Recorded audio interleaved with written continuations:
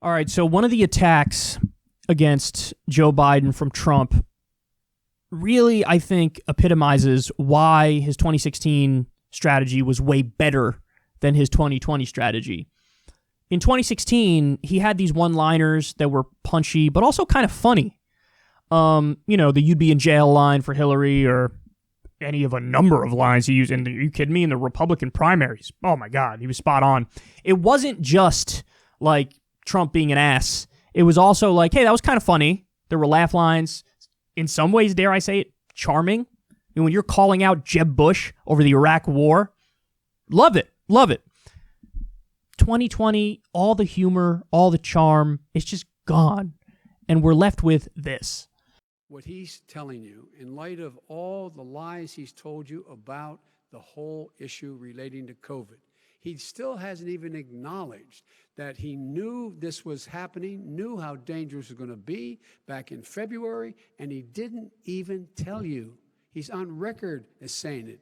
He panicked, or he just looked at the stock market. One of the two, because guess what? A lot of people died, and a lot more are going to die unless he gets a lot smarter, a lot quicker. So, Mr. President? Did you use the word smart? So you said you went to Delaware State, but you forgot the name of your college. You didn't go to Delaware State. You graduated either the lowest or almost the lowest in your class. Don't ever use the word smart with me. Don't ever use that word. Oh, give me a break. Because you know what? There's nothing smart about you, Joe. 47 years, you've done nothing. Let's have this debate. And if you would have had, let me just tell you something, Joe. No, if you would have had the charge of what I was put through, I had to close the greatest economy in the history of our country. And by the way, now it's being built again. See, and it's we're going We're going to up get to the fast. economy in the next segment, sir. Okay. Yeah, so this is just the perfect example of how the magic is seemingly gone for Trump. Like, that just came across as petty and personal, and like, you're just being a dick. Like, don't say the word smart to me. You said you graduated at the top of the class. Really, you graduated near the bottom. Whoop-de-freaking-doo. What is this, 100 years ago? I don't care. I don't care if that happened 2 weeks ago. Like, that's not...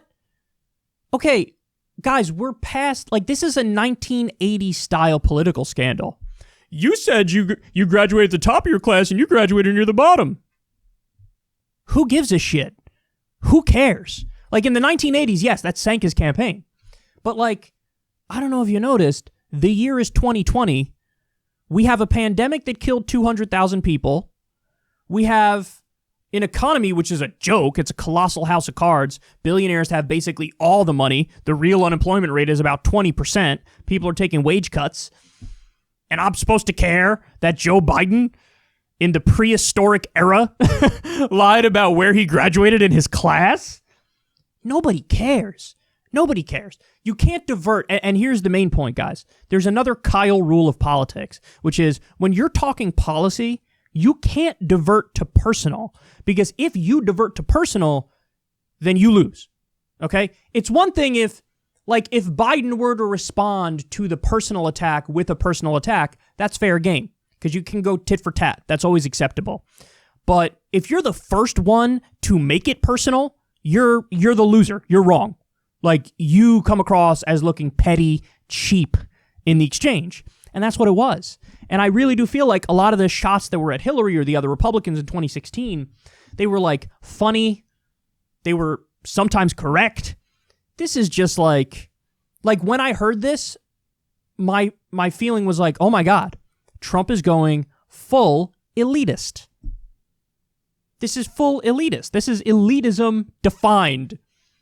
You said you graduated near the top of your class, please. You were near the bottom. Yes. The bottom. I got news for you, man. I'd probably rather hang out with those people at the bottom. Do I want to hang out with the person who graduated first in their class? That guy's probably insufferable and smug. But the person at the bottom, have a beer with that person. And that's the thing is like, so people watching this can interpret that as like, Trump would look down on me too. See what I'm saying? So it's not like the everyman outsider populist billionaire facade melted away in that moment where he just came across as an elitist. And that's what he is. And there were other moments like he said, you wouldn't have been able to handle COVID. You don't have it in your blood. See, that's one of those like soft genetic determinism arguments of like some people are just made for greatness, other people are not made for greatness. I'm one of the people who are made for greatness, and all you plebs out there, ridiculous. You don't have the leadership skills that I have. I was born with them. So elitist, just dripping with elitism and incredibly sanctimonious. And Biden was like, come on, man, in classic Biden fashion, but you got the sense he was really like, shut up. Like, oh, really? You're going to go after me for not being smart? It's like, you're Donald Trump, born with a silver spoon in your mouth, born on third and thought you hit a triple. Like, who are we kidding? This guy thinks he's, I actually don't even know if he really thinks he's intelligent, but he says it all the time, you know. I'm like a really smart person. Who says that? Who says that? Is a real genius going to say that? Like, listen, one thing that's always been the case with me, I'm like really smart. I have a brain. These are things he's actually said. Who says that? So anyway, it's just, this is not the line you go with because you come across as looking petty. And he did. I really think this exchange went against Trump and for Biden.